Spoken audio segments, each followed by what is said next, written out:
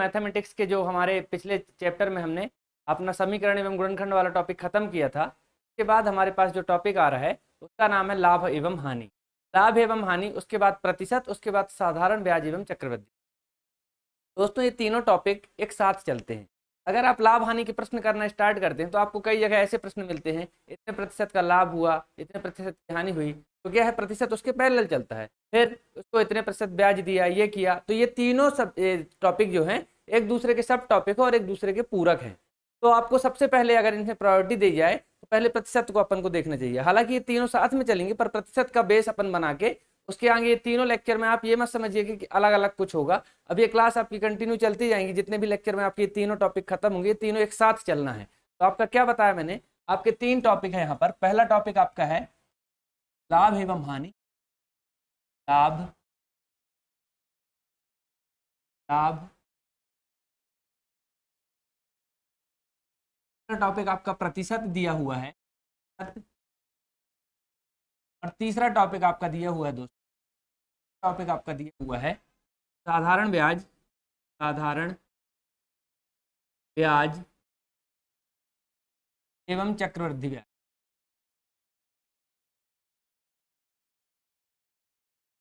ये तीनों टॉपिक को मैं क्या कह रहा हूं दोस्तों कि ये तीनों टॉपिक एक दूसरे के पैरेलल चलते हैं, साथ में चलते हैं। ये तीनों टॉपिक एक दूसरे के पूरक हैं। अगर आप प्रतिशत की बात करते हैं तो वहां भी लाभ हानि जैसी कुछ चीजें मिलेंगी आपको। यदि आप ब्याज की बात करते हैं तो वहां भी प्रतिशत जैसी कुछ चीजें मिलती हैं, क्योंकि आप जानते हैं ब्याज प्रतिशत में ही चलता है ये सारी चीजें। तो ये सारे टॉपिक एक दूसरे के साथ कवर होंगे। आज से हम शुरुआत करने जा रहे हैं प्रतिशत से, क्योंकि अगर आपको सीधे लाभ हानि वाला टॉपिक पहले आता है, अगर प्रायोरिटी में सिलेबस के हिसाब से देखा जाए, पर अगर मैं लाभ हानि पहले स्टार्ट करता हूं तो आपको वहां पर प्रतिशत बहुत बार आएगा, इतने प्रतिशत की लाभ हुई, इतने प्रतिशत की हानि, तो वहां आपको दिक्कत जा सकती है अगर, क्योंकि आपकी मैथमेटिक्स बहुत दिन से छूटी हुई है।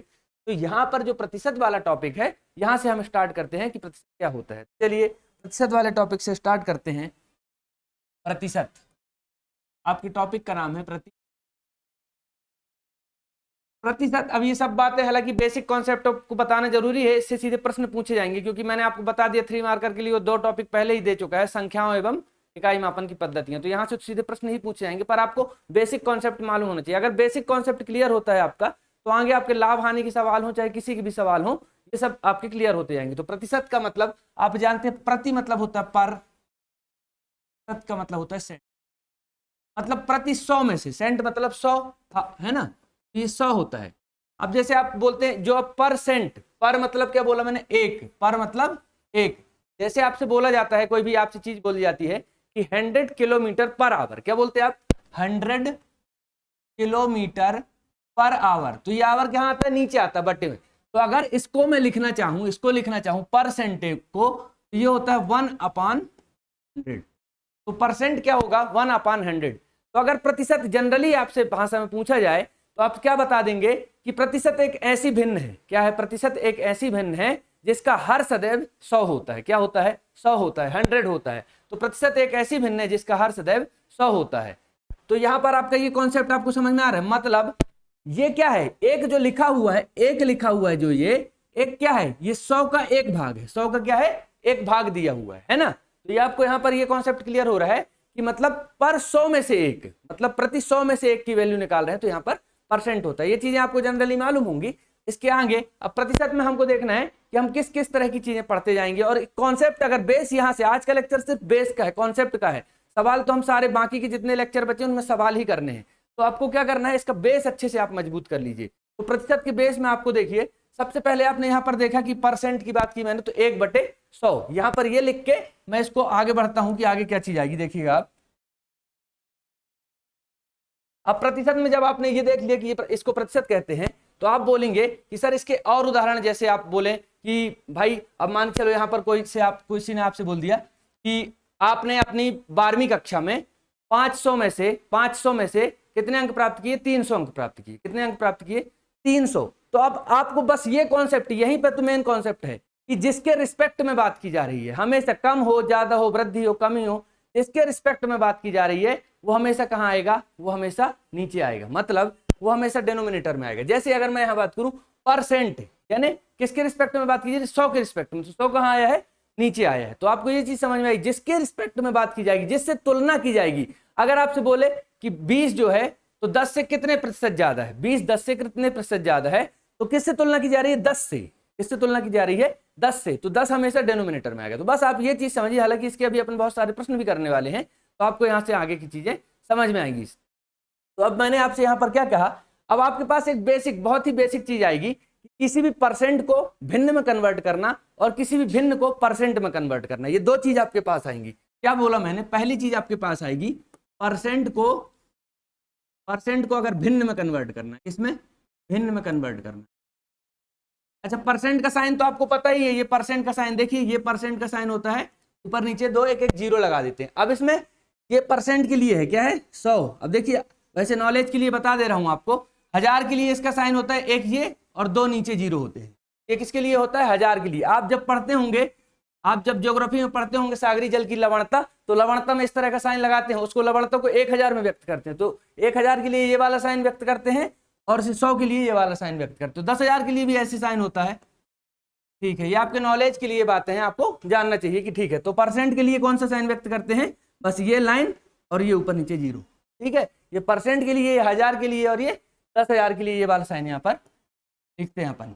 ये चीजें आपको पता हो जानी चाहिए कि परसेंट का साइन ये है और इसका साइन ये क्यों है, ये दो जीरो 100 को व्यक्त करता है। किसको व्यक्त करता है, 100 को। तो ये चीजें आप समझ गए। यहाँ पर ये लवणता के लिए आपने देखा होगा 1000 के लिए ये वाला साइन व्यक्त करते हैं। तो ये चीजें आपको समझ में आई। अब मैंने आपसे क्या कहा, अब मैं आपसे कह रहा हूं दोस्तों, किसी भी परसेंट को, किसको, प्रतिशत को, किसी भी प्रतिशत को आपको किस में बदलना है, आपको भिन्न में बदलना। किसी प्रतिशत को अगर भिन्न में बदलना है तो आप हमेशा याद रखिए, कॉन्सेप्ट है, या फिर हमेशा याद रखना है आपको कि आपको इसको क्या करना पड़ेगा, बस 100 से डिवाइड कर देना, 100 से डिवाइड कर देना। और किसी भी भिन्न को अगर आपको प्रतिशत में बदलना है, किसमें, प्रतिशत में बदलना है, तो आपको क्या करना पड़ेगा, 100 से गुणा कर देना पड़ेगा। ये तो कॉन्सेप्ट बहुत बेसिक कॉन्सेप्ट है, हमेशा याद रखना पड़ता है। जैसे बोलेंगे उदाहरण बता दीजिए, अब मैं आपको उदाहरण देते जा रहा हूं, अगर आप पेन कॉपी लेकर बैठे तो आप इसको सॉल्व साथ में करते चलिए। देखिए, अगर मैं कहूं 2/5 को प्रतिशत में बदलिए, किस में बदलिए, प्रतिशत में बदलिए, तो ये क्या है, मैंने बोला आपसे भिन्न है। अब भिन्न को अगर प्रतिशत में बदलना है तो क्या करना है, 100 का गुणा करना है। तो क्या कर दूंगा मैं, 2/5 गुणे 100 कर दिया मैंने। ठीक है, क्या हो जाएगा, 5 एकम 5, 20 पंचे 100, कितना हो गया, 20 दूनी 40, 40%। ठीक है, तो ये आपको क्या किया, और देखिए कुछ भी संख्या ले लीजिए, 4/5, 4/5 को प्रतिशत में बदलना है तो क्या करेंगे अपन, 4/5 गुणे 100।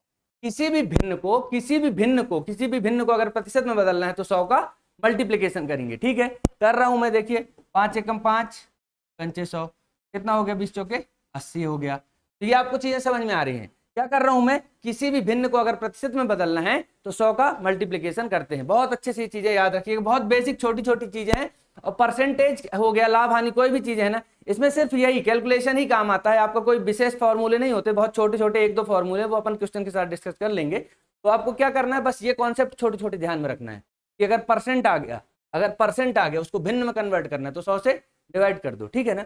अगर आपको जैसे आ गया कि 40%, इसको बोला आपसे कि भिन्न में कन्वर्ट करिए, फ्रैक्शन में, 40 गुणे 1/, यहाँ पर क्या हो गया, 100। तो क्या हुआ, कैसे कटेगा, 0 से 0, 2 दूनी 4, 2 पंचे 10, कितना आ गया, 2/5। तो ये प्रतिशत को क्या कर दिया, भिन्न में कन्वर्ट कर दिया। ऐसे सवाल आपको और भी सवाल आप ले सकते हैं। मान के लिए आ गया आपको 60 को भिन्न में कन्वर्ट करिए, 60 को प्रतिशत में कन्वर्ट करिए, 60 को, या कोई भी संख्या, 60% को भिन्न में, 60% को भिन्न में कन्वर्ट करना है। तो आपको बता दिया, जब भिन्न में कन्वर्ट करना है तो सीधे सीधे आपको कॉन्सेप्ट क्या है कि डिवाइडेड बाय 100 करना है, क्योंकि प्रतिशत का साइन ही दिया है। तो प्रतिशत का साइन दिया तो मतलब 1/100, 60 × 1/100। ये छोटी छोटी चीजें आप समझ गए। 2 से काट दिए, 2 3 6 पंचे 10, तो 3/5 आ गया। ठीक है, तो इस तरह की छोटी छोटी चीजों को हमको समझते चलना है कि अगर ये चीजें आप समझिए, प्रतिशत को भिन्न में बदलना है तो 100 से भाग दे दिया, और अगर भिन्न को प्रतिशत में बदलना है तो 100 से गुणा कर दिया। ठीक है, ये हुई एक अलग बात। अब देखिए दोस्तों, अब देखिए कि प्रतिशत में एक बहुत अच्छा कॉन्सेप्ट आता है कि कभी आ जाएगा वृद्धि वाला क्वेश्चन, कभी आ जाएगा कमी क्वेश्चन। प्रतिशत में आपको देख ली किस किस तरह के अपन सवाल करेंगे। एक जनरल आइडिया ले लेते हैं कि किस किस तरह के सवाल करेंगे।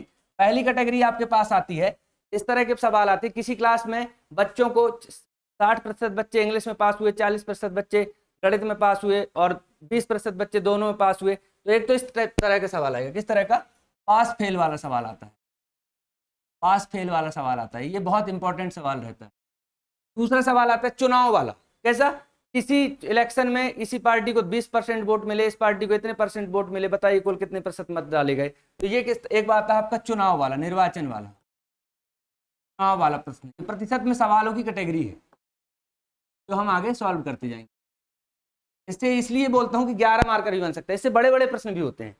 यहाँ पर एक ये होता है, एक जनसंख्या वाला प्रश्न आता है, किसी नगर की जनसंख्या इतनी थी, बाद में इतनी हो गई, तो बताइए कितने % की वृद्धि हुई, या महिलाओं की जनसंख्या इतनी है, पुरुषों की जनसंख्या इतनी है। तो इस तरह के प्रश्न भी बनते हैं, किस तरह का, जनसंख्या वाला, जनसंख्या वाला प्रश्न बनता है। एक प्रश्न की कैटेगरी बनती है वेतन वाला, किसी व्यक्ति की वेतन इतने % की वृद्धि कर दी गई, बाद में इतने % की कमी कर दी गई, तो बताइए मूल वेतन में क्या परिवर्तन हुआ। तो कौन सा बनता है, वेतन या सैलरी वाला प्रश्न, इस तरह का प्रश्न बनता है। एक आयतन क्षेत्रफल वाला ही बनता है, किसी त्रिभुज के लंबाई में इतने % की वृद्धि कर दी गई, चौड़ाई के इतने % की वृद्धि कर दी गई, तो क्षेत्रफल बताइए। तो कैसा, ये क्षेत्रफल वाले सवाल ही बनते हैं, क्षेत्रफल वाले सवाल ही बनते इस तरह के। एक बनता है मूल्य वृद्धि, मूल्य वृद्धि एवं कमी, इसको समझ रहे हैं किस टाइप का है मूल्य वृद्धि एवं कमी। कभी कभी बोल देता है अचानक से कि पेट्रोल की कीमत में इतनी % की इतनी या इतने रुपए की कमी हुई, तो बताइए कितने % की कमी हुई। तो इस तरह के प्रश्न भी आपसे ये पूछ सकता है। तो इस प्रश्नों की कैटेगरी होती है। तो अब यहाँ पर सबसे अच्छी कैटेगरी या सबसे पहली स्टार्टिंग कैटेगरी के लिए आपको मूल वृद्धि या कमी वाले प्रश्न आपको बताए जा रहे हैं कि किस तरह से मूल वृद्धि या कमी होती है कहीं पर भी, और ये इसके पर हम लोग चर्चा करते हैं। अब आपको यहाँ पर सबसे पहले छोटे छोटे जो प्रश्न है ना, अगर % से आप सॉल्व करना सीख गए तो बड़े प्रश्नों में वही कैलकुलेशन काम आएगा। तो आइए वही कैलकुलेशन अपन स्टार्ट करना यहाँ पर चालू करते हैं। मान के लिए आपको एक छोटा सा, बहुत छोटा सा प्रश्न दे दिया कि बताइए भैया 60 20 का कितना प्रतिशत,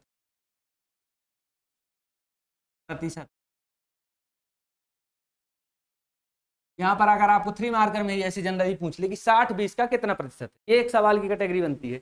अब यहाँ पर आपको मैंने बताया, हमेशा याद रख लीजिए, बस ये रटने चाहे दिमाग में आप प्रैक्टिस से बैठा लीजिए कैसे भी, कि जिससे तुलना की जा रही है, जिससे तुलना की जा रही है वो हमेशा हर में आएगा, नीचे आएगा, ठीक है ना। यहाँ पर क्या पूछ रहा है आपसे, 60 20 का कितना %, इसका 20 का, या फिर ये दिमाग में रख लीजिए जिसके साथ का लगा है, कुछ भी करके आप ये याद रखिए, ये चीज ही डिनोमिनेटर में आएगी, ये चीज ही नीचे आएगी, ठीक है। तो 60 20 का कितना % है, तो 60 20 का, तो सबसे पहले हम इसका डिफरेंस निकालते हैं। क्या निकालते हैं, डिफरेंस निकालते हैं। डिफरेंस कितना आएगा, 60 में से 20 जाएंगे तो 40 आएगा, 40 आएगा। और डिनोमिनेटर में मैंने क्या कहा, वही संख्या आएगी जिससे तुलना की जा रही, तो 20 आएगा। क्या आएगा, 20 गुणे कितना % है, तो गुणे ये होगा, ठीक है। यहाँ से 0 कैंसिल, 2 1 कम 2, 2 2 4 बराबर 200 पर, कितना आ गया 200%। 60 यहाँ पर 60 20 का कितना आ गया, ठीक है 200% आ गया। ये क्या, तो 40 है, हाँ ठीक है 200%। ऐसे ही आपसे अगर दूसरा सवाल कोई पूछ ले, आपसे कोई पूछ ले, अब इसी को उल्टा पूछ ले कि 20 60 से कितना % कम है, कितना % कम है। तो अब किससे तुलना की जा रही है, 60 से। बस आप ये देखिए कि तुलना किससे की जा रही है, यहाँ पर किससे तुलना की जा रही है, 60 से। जिससे तुलना की जा रही है वो हमेशा कहाँ आ जाएगा, नीचे आ जाएगा, डिनोमिनेटर में आ जाएगा, ठीक है।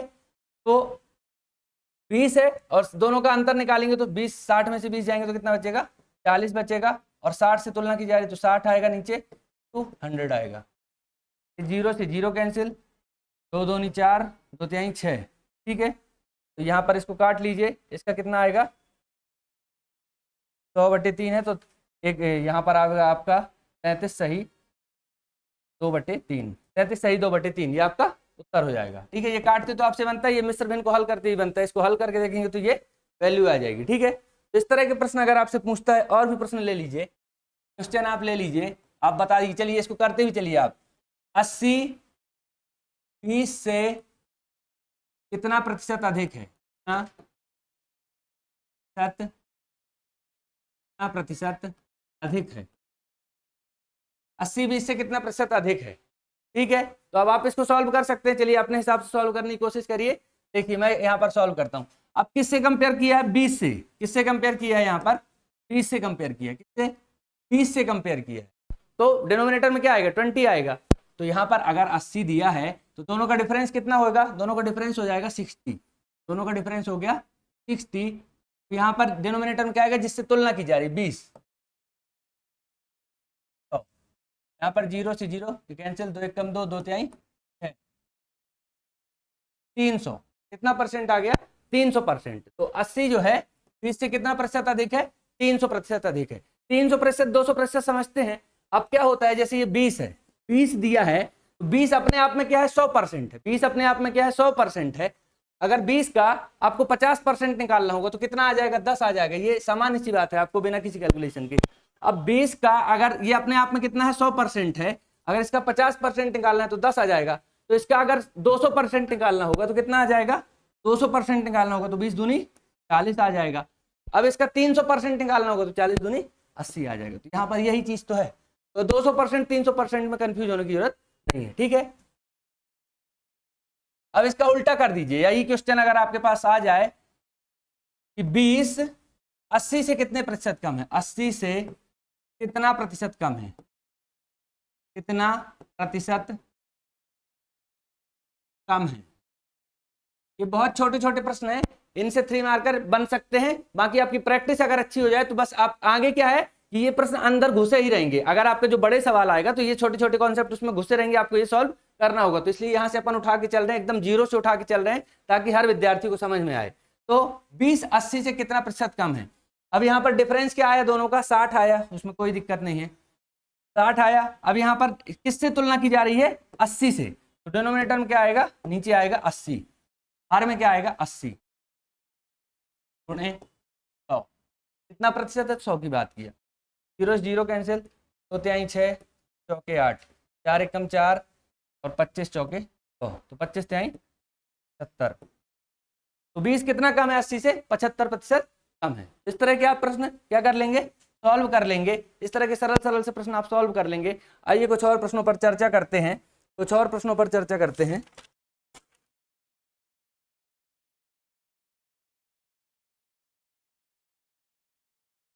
देखिए जैसे आपके पास प्रश्न आ जाएगा, ये जैसे एक प्रश्न, आप थोड़ा इसी में लेवल अपन बढ़ाते चल रहे हैं, थोड़ा लेवल बढ़ाते चल रहे हैं कि आप मान चलिए किसी संख्या का, किसी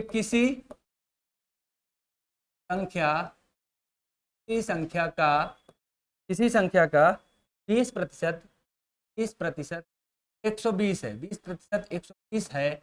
ऐसा सवाल आपके सामने आ गया, किसी संख्या का 20% 120 है, तो उस संख्या का 120% बताइए। ये आपके पास अगर सवाल आ गया तो आप क्या करेंगे? देखिए यहाँ पर किसी संख्या का क्या है? 20% 120 है। किसी संख्या, कोई संख्या है उसका 20% कितना है? 120 है। तो उत्तर लिखेंगे, हल करेंगे, हम पूरा हल करेंगे। तो हम मान लेंगे कि माना कि वह संख्या x है। कोई संख्या है जिसका 20% 120 है, तो उस संख्या को x मान, क्या मान लीजिए? माना वह संख्या कितनी है? x है। माना वह संख्या x है। ठीक है, x मान लिया उस संख्या को मैंने। अब अगर बोल रहा है कि x का 20% 120 है, कितना है? x का 20% 120 है, तो x का मतलब गुणा 20% यानी 20/100 बराबर 120 है। कितना है? x का 20% 120 है, तो ये लिख दिया मैंने। अब इसको यहां पर क्या कर लीजिए? सॉल्व कर लीजिए। तो कैसे सॉल्व होएगा? यहां पर 0 से 0 कैंसिल, 2 1 कम 2, 2 पंचे 10। तो x की वैल्यू आ गई, 5 उस तरफ जाएगा तो 120 में गुणा होगा तो 12 पंचे 60, 600 रुपए आ जाएगा। कितना आ गया? 600 आ गया। कोई संख्या का x की वैल्यू 6 आ गई। अब इस x का 120% निकाल लिए, तो x का 120% यानी 600 का 120% यानी बटे में 100, 120% निकालना है। तो 00 से 00 कैंसिल, 12 छंग 72, 720। तो समझ गए क्या किया मैंने? बहुत सामान्य से प्रश्न है ये, एकदम सामान्य स्तर के प्रश्न है जो आपको बेसिकली 3 मार्कर में पूछे जा सकते हैं। अगर नहीं भी पूछता तो आपका बेस ही यहाँ से बन रहा है। अगर आपसे प्रतिशत बिल्कुल नहीं आता, बहुत सारे स्टूडेंट होंगे जिनसे नहीं आता होगा, उनको चीजें यहाँ से समझ में आएंगी। क्या कहा मैंने यहाँ पर, किसी संख्या का 20%, संख्या का 20% 120 है, तो उस संख्या का 120% बताइए। ये प्रश्न आपके सामने आ गया, आपने मान लिया कि वह संख्या x है।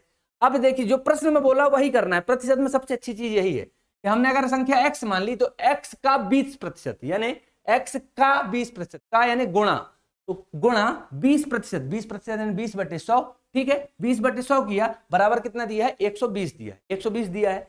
अब इसको सॉल्व किया मैंने तो यहां से आ गया x की वैल्यू कितनी आ गई, 600। अब पूछता है उसी संख्या का 120% कितना बताइए, 120% बताइए। तो उसी संख्या का 120% यानी 600 का 120% अपन को बताना है। 600 का 120% निकालना है, 600 का 120%, जो बोला वही करना। 600 का यानी गुणा 120% यानी बटे में 100, बस डबल जीरो कैंसिल, 12×72 720 आ गया। तो ये चीजें समझ में आ रही है ना आपको।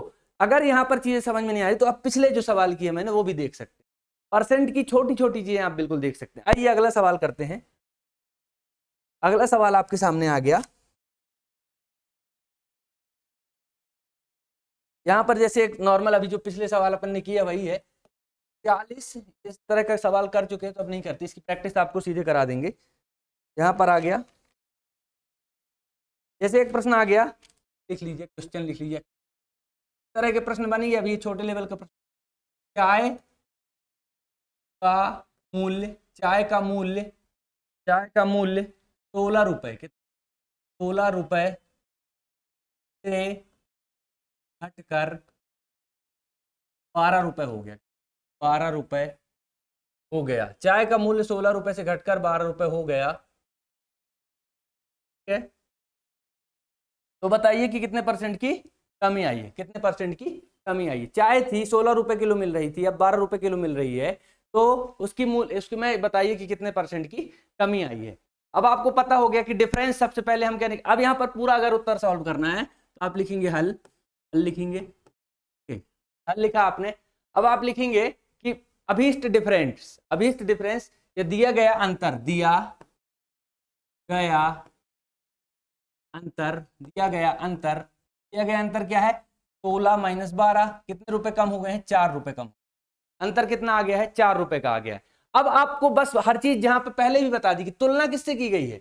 अब 16 रुपए पहले थी ना, तब ना 12 रुपए हुई, तो अपन को, हमको वैल्यू कहां से पता चली, 16 रुपए से पता चली। तो तुलना किससे की जा रही है, 16 से, जिससे तुलना की जा रही है, यानी जिसके रिस्पेक्ट में बात की जा रही है। अगर पता ही नहीं होता कि 16 रुपए किया गया, अगर आपसे सीधे ऐसे ही बोल देता कि चाय का मूल्य 12 रुपए कर दिया गया है, तो आपको थोड़ी ना पता चलता किससे रिस्पेक्ट, किसके रिस्पेक्ट में तुलना की गई है, किससे कम किया गया है। तो अब आपको तुलनात्मक वैल्यू क्या है, 16 रुपए, तो ये क्या आएगी, डिनोमिनेटर में आएगी। अब ये चीज तो आप समझ ही गए हैं। तो क्या आएगा, अंतर लिखते हैं ऊपर, 4/16, कितने परसेंट की कमी आई, तो यहाँ पर 100 का इंटू कर दिया। अब आप देखिए कितने परसेंट की आ जाएगी, 4 एकम 4, 4 चौके 4 एकम 4, 25 चौके 25, मतलब चाय की मूल्य में कितने प्रतिशत की कमी आ गई है, 25% की कमी आ गई। तो कोई बहुत कठिन सवाल आपके लिए नहीं है ये। इस तरह के बेसिक बेसिक सवाल आपको आज बताए जा रहे हैं ताकि आपका परसेंट का पूरा जो है चैप्टर क्लियर हो जाए। ये सवाल आपको समझ में आया। क्या कहा था कि चाय का मूल्य 16 रुपए से घटकर 12 रुपए हो गया, कुछ नहीं है, 16 रुपए था और 12 रुपए हो गया। तो अब 16 रुपए से 12 रुपए हुए, यानी 4 रुपए की कमी आई। अब तुलना किससे की जा रही है, 16 रुपए से, 16 रुपए से तुलना की जा रही है, तो हमारे डिनोमिनेटर में क्या आएगा, 16 आएगा। 16 डिनोमिनेटर में अगर आएगा, ऊपर 4/16 तो 25 पर 25% है आपका, ठीक है। तो इस तरह के सवाल अब आप कर सकते हैं। और देख लेते हैं, और भी सवाल हैं अपने पास। ये छोटे छोटे सवालों की इतनी प्रैक्टिस कर लेंगे कि आपको परसेंट का कहीं पे कोई लफड़ा नहीं होने वाला, बढ़िया आपको जीरो से उठाया जा रहा है। तो आप यहाँ पर देखिए नेक्स्ट क्वेश्चन, जैसे एक प्रश्न बढ़िया आया, ये भी प्रश्न बढ़िया आता है। एक गांव की जनसंख्या, एक गांव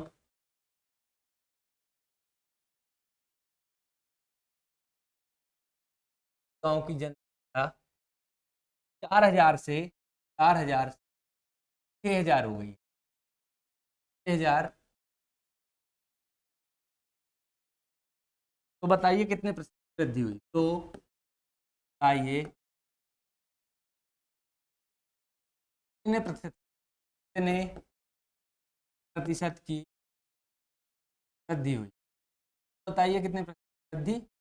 अब ये सवाल मुझे लगता है आप लोग बहुत आसानी से कर लेंगे, सेम सवाल है जैसा पिछला सवाल किया है और इस तरह के कॉन्सेप्ट हम पहले भी कर चुके हैं, तो आप इसको प्रयास करिए करने का जब तक अपन करते हैं। अब यहाँ पर क्या दिया है कि जनसंख्या कितनी थी पहले 4000, अब कितनी हो गई 6000, तो किसके रिस्पेक्ट में तुलना की जा रही है, यहाँ पर पहले से कौन सी जनसंख्या थी 4000, अगर सीधे सीधे आपसे बोल दे कोई कि एक गांव की जनसंख्या भाई 6000 हो गई है, अब आपको पता तो होना चाहिए कि पहले कितनी थी, तो पहले अगर 4000 थी, तुलनात्मक वैल्यू कौन सी है 4000 है, क्या आएगा। अब इस सवाल को आप सॉल्व करने का प्रयास करें।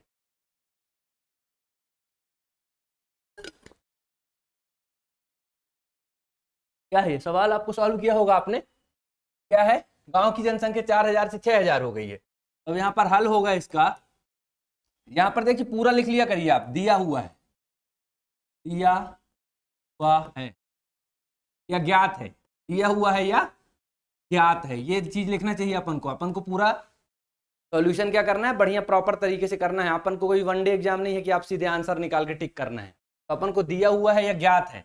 ये चीज हर बार मैं नहीं बता पाता क्योंकि यहाँ पर समय का भी अभाव रहेगा, आपको हर 1 घंटे में अगर इतना करेंगे अपन बहुत सारे लंबे लेक्चर हो जाएंगे, तो आप ये सब खुद से समझ लीजिए। जैसे दिया हुआ है जनसंख्या, गांव की जनसंख्या कितनी 4000, और बढ़ी हुई जनसंख्या, बढ़ी हुई जनसंख्या है ना, बढ़ी हुई जनसंख्या भी आपको दी हुई है, बढ़ी हुई जनसंख्या कितनी है 6000 दी हुई है। इनका अपन अब अंतर लिखेंगे, क्या लिखेंगे अंतर कितना हो जाएगा 6000 माइनस 4000, ये पूरे स्टेप आप अगर करेंगे तो बढ़िया पूरे नंबर आपको मिलेंगे, 6000 माइनस 4000। तो अब आप लिखेंगे अभीष्ट वृद्धि, क्या लिखेंगे अभीष्ट वृद्धि क्या हुई है ये देखना है अपन को। अभीष्ट वृद्धि क्या हुई, 6000 में से 4000 गए तो यहाँ बचेगा आपका 2000, कितना बचेगा 2000 लिख लेंगे। अब किसके रिस्पेक्ट में बात की, बस आप यही अगर गलती अगर यहाँ नहीं करेंगे, आप डिनोमिनेटर में अगर 6000 नहीं लिखेंगे तो आपका सवाल कभी गलत नहीं होगा, बस आपको 4000 लिखना है तो आपका सवाल 100% सही जाएगा। तो तुलना भाई 4000 से की जा रही है, ये चीज मेरे ख्याल से अब तक आप समझ गए होंगे किससे तुलना की जा रही है। अगर मैं कहता हूं कि 10 5 से कितना अधिक है, 10 5 से कितना अधिक है, तो तुलना किससे कर रहा हूं मैं 5 से कर रहा हूं ना, 10 तो ज्यों कहते हो है ना। अब अगर आपसे ऐसे ही बोल दिया जाए अगर कि 10 कितना अधिक है, तो आप नहीं समझेंगे ना, आपको क्या बोला जा रहा है जिससे तुलना की जा रही है। बस बार बार यही बात इसलिए बोलने का कारण है कि आप सवाल करते समय 4000 की जगह 6000 न लिख लें, तो आपको तुलना वाला शब्द याद रखना है। 4000 से 6000 हो गई है, 4000 अभीष्ट थी, मूल थी, उसी से बढ़ के 6000 हुई है, तो 2000 बटे 4000 गुणे, ठीक है। यहाँ पर 3 जीरो से 3 जीरो कैंसिल, 2 1 कम 2, 2 2 4, 2 1 50% की जनसंख्या में वृद्धि हो गई है गांव में, क्या हो गई है 50% वृद्धि हो गई है। आप बढ़िया तरीके से एक लाइन आपके पास नीचे रहेगी, लिखिएगा अतः गांव में 20% की जनसंख्या वृद्धि हुई, है। परसेंट में आपको इस तरह के सवाल अब समझ में आ रहे हैं। आइए और प्रैक्टिस करते हैं, आपको प्रैक्टिस इतनी हो जानी चाहिए कि ये चीजें आपको कभी भूले ना। अब एक बहुत बढ़िया प्रश्न आपके सामने लेके आ रहा हूं, क्वेश्चन है आपके सामने, किसी संख्या का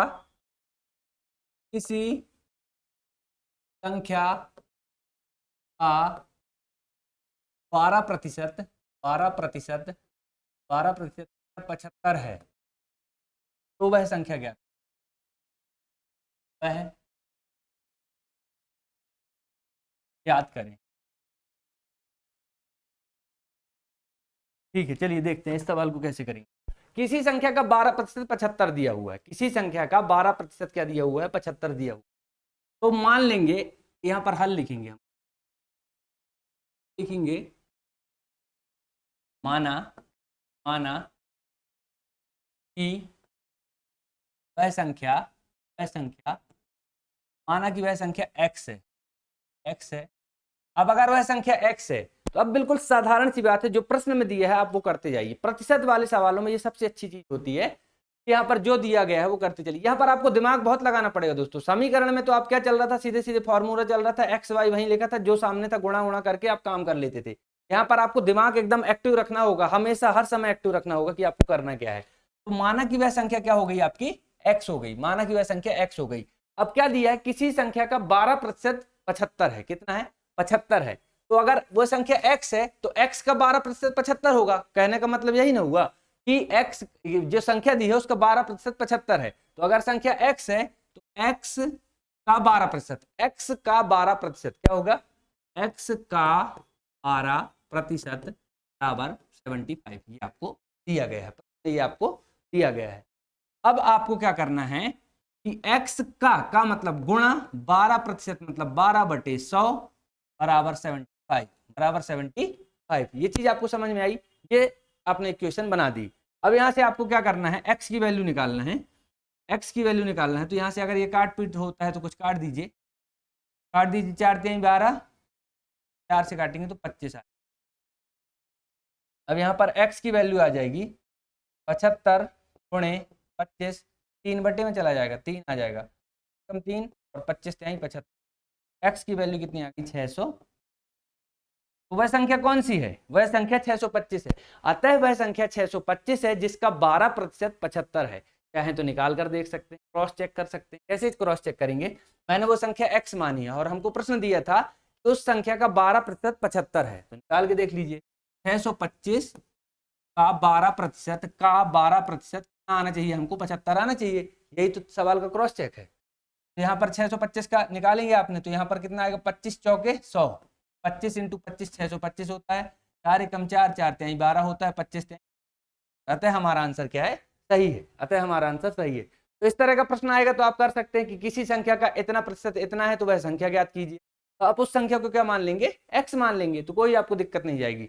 इस तरह का सवाल हो गया। आइए इसी कैटेगरी के और, तो आप इस तरह के नॉर्मल सवाल मेरे ख्याल से बढ़िया कॉन्सेप्ट बनाइए। आप बार बार वीडियो को देखिए, बार बार आप प्रैक्टिस करिए जितने जहां से प्रश्न मिल सके, और सामान्य स्तर के ही करिए। पीएससी के लिए आप बहुत कठिन स्तर पर मत जाइए, सीजीएल वाले प्रश्न मत सॉल्व करिए, बस ऐसे प्रश्न आप सॉल्व करते चलिए।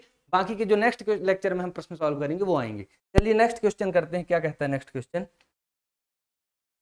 पी का p प्रतिशत 49 है तो p की वैल्यू ज्ञात कीजिए। बढ़िया सवाल है। p का p प्रतिशत 49 है तो का मान बता। क्या दे दिया, p का p प्रतिशत, p का p प्रतिशत 49 है तो p का मान बता। बढ़िया सवाल है, कोई इसमें सोचने वाली बात नहीं, घबराइए नहीं। क्या करना है, p का p प्रतिशत, तो जो बोला है वो लिखो। मैं तो बिल्कुल आपको सीधे p का p प्रतिशत का यानी गुणा p प्रतिशत यानी p/100 बराबर है, क्या दिया, p का p प्रतिशत 49 है तो p की वैल्यू ज्ञात करना है। कितना सरल से सवाल ही निकल आएगा आपका। आप सोचेंगे कि इतना सरल था ये, p से p का गुणा होगा तो p स्क्वायर हो जाएगा, 100 वहां जाएगा तो 4900 हो जाएगा। ठीक है, 4900 हो जाएगा। करते हैं, यहाँ पर p हो जाएगा, यहाँ पर अंडर रूट में आ जाएगा ये 49, p की वैल्यू कितनी आ जाएगी, बता सकते हैं। कितना आसानी से सवाल सॉल्व हुआ।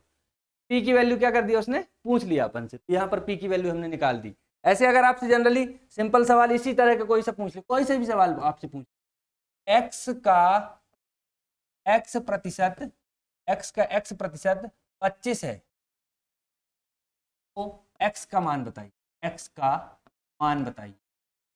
सवालों की प्रैक्टिस बहुत ज्यादा जरूरी है परसेंटेज जैसे चैप्टर में, क्योंकि यहाँ पर क्या होता है, माइंड की शार्पनेस बढ़ती जाती है। अब देखिए x का x प्रतिशत 25 है, x का x 25 है तो x की वैल्यू बताना है। तो x का x प्रतिशत यानी x का यानी गुणा x प्रतिशत यानी x/100 बराबर 25 है तो 25, x का x प्रतिशत 25 है तो x की वैल्यू बताइए। तो अब x का x प्रतिशत 25 हो गया। अब इसको सॉल्व कर लीजिए, x में x का गुणा होगा तो x स्क्वायर हो जाएगा बराबर 25 यहीं पर रहेगा, 100 यहाँ जाएगा। तो अब x की वैल्यू निकालना है तो ये अंडर रूट में चला जाएगा 25,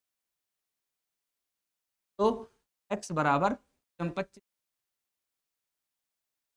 चीज समझ में आ गई आपको। इस तरह के सवाल भी आप अगर आपको आएंगे तो बिल्कुल घबराने की जरूरत नहीं। हो सकता है 3 मार्कर में आपसे ऐसे सवाल पूछ के आपको गुमराह करने की कोशिश की जाए, लेकिन आप बिल्कुल मत होइए, आपने यहाँ पर पढ़ाई की है। इस तरह के सवालों की सारी प्रैक्टिस आप और करते जाइएगा। और देखते हैं किस तरह का सवाल हमारे पास है। इस तरह के सवालों को आपको बहुत सारी प्रैक्टिस करनी है ताकि आपसे कोई भी सवाल ना छूटे। अब जैसे इस तरह का नॉर्मल प्रश्न जो अपन कर चुके हैं, अगर ये आएगा तो चलिए आप ये तो बन ही जाएगा आपसे। तो ये अभी आपके बेसिक लेवल के प्रश्न यहाँ पर कंप्लीट होते हैं। बेसिक लेवल के प्रश्न एकदम जो बेसिक यहाँ पर आपका प्रतिशत चालू होता है, तो मेरे ख्याल से समझ में आया होगा। एक बार रिवीजन की सीरीज देखते हैं कि क्या क्या हमने पढ़ा है। हमने यहाँ पर अपने शुरुआत की थी, यहाँ पर कोई मतलब नहीं, यहाँ पर आएगा प्रतिशत। प्रतिशत का मैंने आपको मतलब बताया कि परसेंट, यानी प्रति 100 में से वैल्यू निकालने के लिए जो आती है उसको बोलते हैं परसेंट। तो परसेंट से हमने आपको, जैसे यहाँ पर डिनोमिनेटर में परसेंट की अगर आपको नॉर्मल सी कोई अगर ऐसी परिभाषा टाइप की लिखने को आ जाए, तो आप यहाँ पर क्या बता देंगे कि प्रतिशत वह भिन्न है जिसका हर सदैव 100 रहता है। क्या रहता है? 100 रहता है, क्योंकि प्रतिशत का मतलब ही है 1/100। 1/100 कोई भी चीज आप लिखते हैं प्रतिशत में, 20% अगर लिखते हैं तो 20, 40% लिखते हैं तो 40/100। तो हर में हमेशा क्या रहता है? 100 रहता है। ठीक है। इसके बाद मैंने आपको बताया प्रतिशत से भिन्न में कैसे किसी चीज को कन्वर्ट करेंगे, और किसी चीज को भिन्न से प्रतिशत में कैसे कन्वर्ट करेंगे। तो अगर आपको किसी चीज को यहाँ पर